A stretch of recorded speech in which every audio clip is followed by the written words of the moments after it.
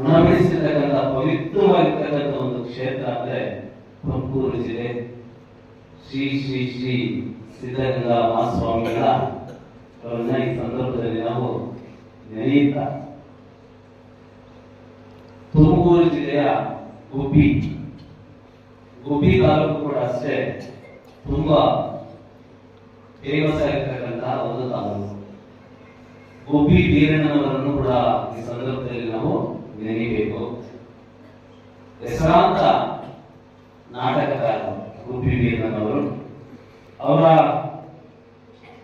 ಗರಡಿಯಲ್ಲಿ ಇವತ್ತು ಬಹಳಷ್ಟು ಜನ ಕಲಾವಿದರು ಬೆಳೆದು ಬಂದಿರತಕ್ಕಂಥದ್ದನ್ನು ನಾವು ಕಾಣಬಹುದು. ಅದರಲ್ಲಿ ಡಾಕ್ಟರ್ ರಾಜ್ಕುಮಾರ್ ಅವರನ್ನ ಹೆಸರು ಹೇಳಿದಾರಲ್ಲ, ಅವರು ಕೂಡ ಗುಬ್ಬಿ ವೀರಣ್ಣ ಇದರಲ್ಲಿ ತಂಡದಲ್ಲಿ ಅವರು ಕೂಡ ಇದೇ ನಾಟಕಗಳನ್ನೆಲ್ಲ ಮಾಡಿ ಆಮೇಲೆ ಚಲನಚಿತ್ರಕ್ಕೆ ಹೋಗಿ ಹೆಸರನ್ನು ಪಡೆದಿರ್ತಕ್ಕಂಥವರು ವರರತ್ನ ಡಾಕ್ಟರ್ ರಾಜ್ಕುಮಾರ್ ಅವರು ದಾದಾ ಸಾಹೇಬ್ ಆಗಿ ಪ್ರಶಸ್ತಿಯನ್ನ ಪಡ್ಕೊಂಡು. ಇದೆಲ್ಲ ಯಾಕೆ ನಾನು ಹಿನ್ನೆಲೆಯನ್ನ ಹೇಳ್ತಾಗಿ ಬರ್ತಾ ಇದ್ದೀನಿ ಅಂದ್ರೆ, ಈ ಜಿಲ್ಲೆ ಅಷ್ಟು ಕೊಡುಗೆಗಳನ್ನ ನಮ್ಮ ನಾಡಿಗೆ ಪ್ರಸಿದ್ಧವಾಗಿರ್ತಕ್ಕಂತಹ ಹೆಸರಾಂತ ವ್ಯಕ್ತಿಗಳನ್ನ ಈ ನಾಡಿಗೆ ಕೊಡುಗೆಯನ್ನ ಕೊಟ್ಟಿದೆ. ತುಮಕೂರು ಜಿಲ್ಲೆಯ ಗುಬ್ಬಿ ತಾಲೂಕಿನ ಕಾಡಶೆಟ್ಟಿಯಲ್ಲಿ ಇರ್ತಕ್ಕಂಥ ಒಂದು ಗ್ರಾಮ ಇದೆ. ಈ ಗ್ರಾಮದಲ್ಲಿ PMC ಸರ್ಕಾರಿ ಹಿರಿಯ ಪ್ರಾಥಮಿಕ ಶಾಲೆ ಇದೆ.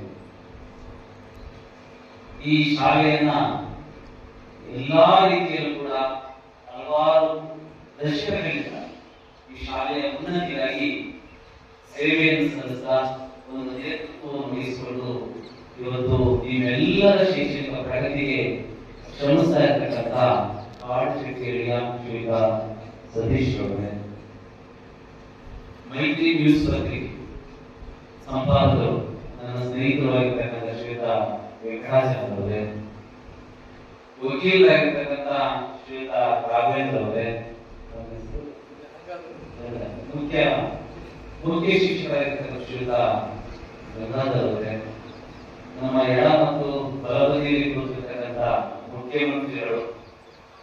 ಮುಖ್ಯಮಂತ್ರಿಗಳೇ, ನೀವು ಉಪಮುಖ್ಯಮಂತ್ರಿ ಡೆಪ್ಯೂಟಿ CM ಕೂಡ ಇಲ್ಲಿ ಕೂತಿದ್ದಾರೆ.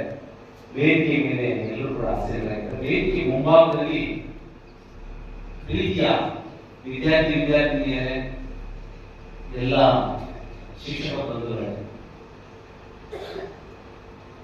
ವೆಂಕಟಾಚಲರು ಸುಮಾರು 1 ವರ್ಷದಿಂದ ನನಗೆ ಕರೀತಾರೆ, ಈ ಶಾಲೆ ಸರ್ಕಾರಿ ಶಾಲೆಗೆ ಒಮ್ಮೆ ನೀವು ಭೇಟಿಯನ್ನು ಕೊಡಬೇಕು, ಈ ಶಾಲೆ ಯಾವ ರೀತಿ ಅಭಿವೃದ್ಧಿಯಾಗಿದೆ ಅಂತಕ್ಕಂಥದ್ದನ್ನ ಗಮನಿಸಬೇಕು, ನೋಡಬೇಕು, ಒಮ್ಮೆ ಆದವೇ ಬಾ ಅಂತೇಳಿ ತುಂಬ ಸಲ ನನಗೆ ಕರೆದಿತ್ತು.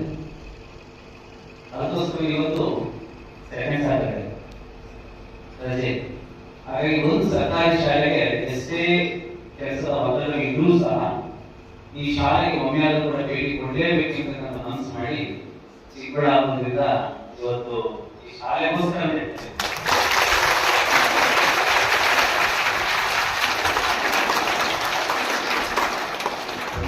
ತುಂಬಾ ಸಂತೋಷ ಆಗಿದೆ. ಯಾಕೆಂದ್ರೆ ನಮ್ಮ ಸರ್ಕಾರಿ ಶಾಲೆಗಳು ಈ ಒಂದು ಸ್ಥಾನದಲ್ಲಿ ಬಂದು ನಿಂತ್ಕೊಂಡಿದೆಯಲ್ಲ, ನಾನು ಶ್ರೀ ಸತೀಶ್ ಅವರ ಹತ್ರ ಮಾತಾಡ್ಬೇಕಾದ್ರು ಕೂಡ ಕೇಳ್ಕೊಟ್ಟು ಅವ್ರು ಹೇಳಿದ್ರು, ಈ ಗ್ರಾಮದ ಸುತ್ತ ಸುಮಾರು 35 ಅಡಿ ಮಕ್ಕಳು ಈ ನಮ್ಮ ಶಾಲೆಗೆ ಬರ್ತಾರೆ.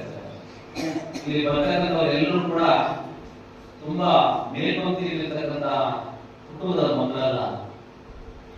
ಒಂದು ತುಂಬಾ ಎಕನಾಮಿಕಲಿ ಸ್ಟೇಟಸ್ ಸ್ವಲ್ಪ ಮಕ್ಕಳನ್ನ ದೊಡ್ಡ ದೊಡ್ಡ ಕಾನ್ವೆಂಟ್ಗಳಿಗೆ ಶಾಲೆಗಳಿಗೆ ಕಳಿಸೋದಕ್ಕೆ ಆಗದೇ ಇರತಕ್ಕಂಥ ಮಕ್ಕಳನ್ನೆಲ್ಲ ನಾವು ಇಲ್ಲಿ ಬಂದು ಜಾಯಿನ್ ಆಗಿದ್ದೇವೆ ಅಂತ ಹೇಳಿ ನಾನು ಕೊಡ್ತೀನಿ.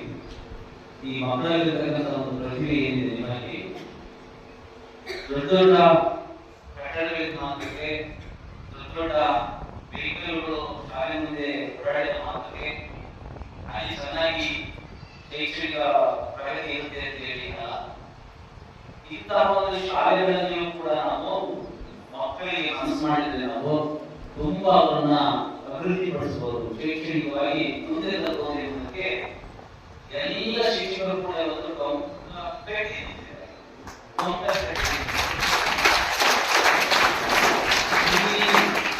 ಬೋಧನೆ ಮಾಡತಕ್ಕಂಥ ಶಿಕ್ಷಕರು ಡೆಡಿಕೇಟ್ ಮಾಡಿ, ಡೆಡಿಕೇಶನ್ ಇದೆ ಅವರಲ್ಲಿ.